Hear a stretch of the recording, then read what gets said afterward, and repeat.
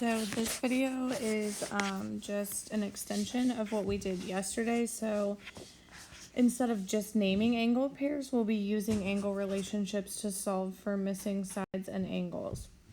So just as review from yesterday, we are going to classify each angle pair using any of the names that apply.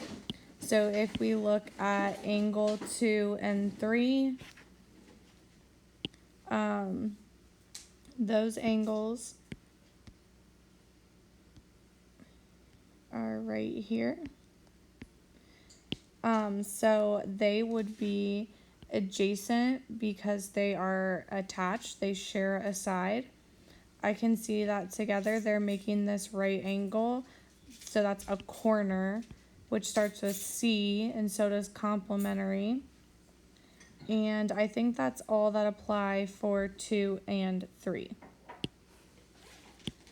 If we go to the next one, 3 and 4.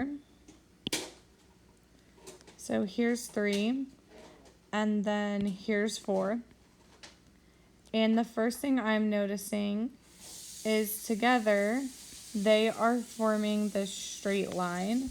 So straight starts with an S, and so does the word supplementary.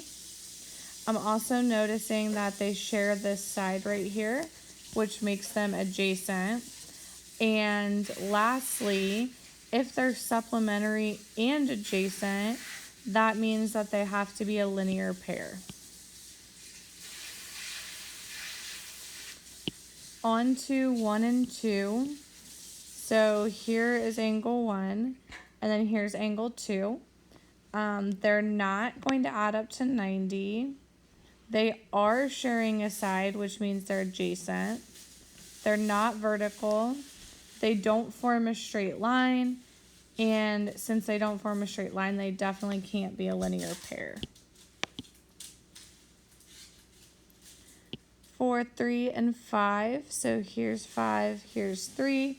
If you notice, they're making those little V's that are across from each other, which means that they're vertical.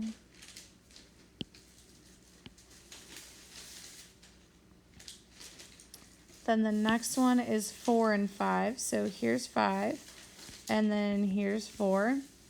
If you notice, they're making a straight line together, so that makes them supplementary. They share this side right here, meaning they're adjacent, and since they're both of these, they have to be a linear pair.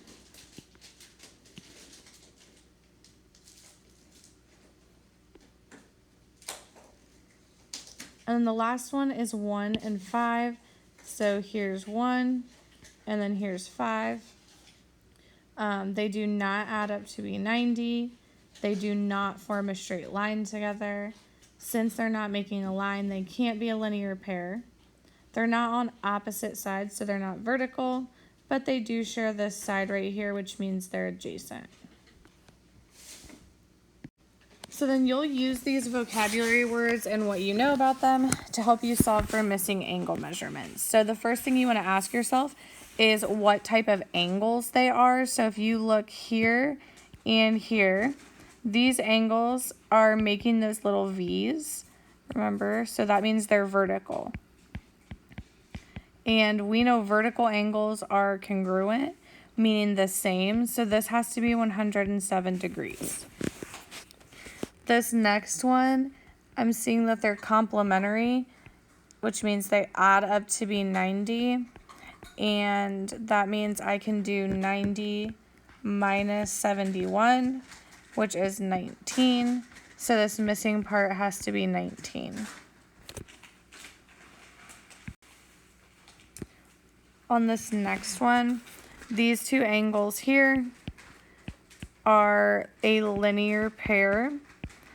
I know that because they share a side and they're making that straight line. Remember, linear means line. We know that since this is a straight line, it needs to add up to be 180. So I can take 180 minus 142 and get 38 for my missing angle. When you get to this next example, you just want to take it a piece at a time.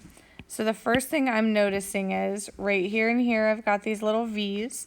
So 54 is vertical to Y, which means that they're going to be congruent. So Y is also 54 degrees.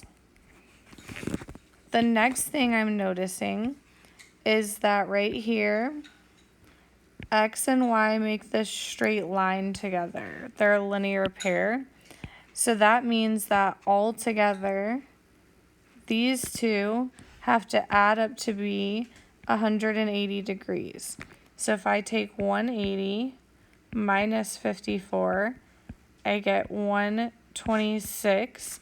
So X has to be 126 degrees.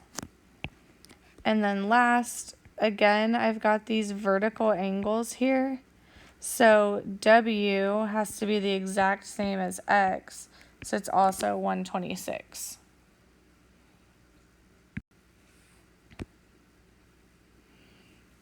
This next example is really similar to what we were just doing.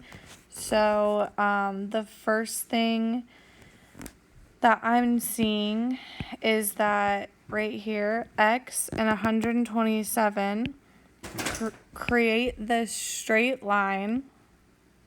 So they have to add up to be 180. So I do 180 minus 127, which is 53.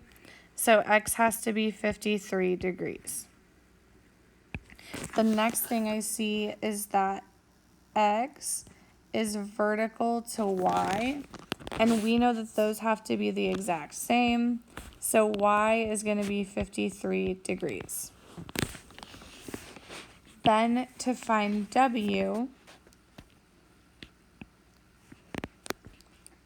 I'm going to use this line down at the bottom. So right here, I'm going to use this whole thing. So I know this whole entire thing is a straight line. And right here we have a 90-degree angle. So if I do 180 and I take out that 90, I'm going to have 90 left, which means that these two together also have to add up to 90. So W and Y have to add up to 90. So 90 minus 53 is 37. So W is 37 degrees.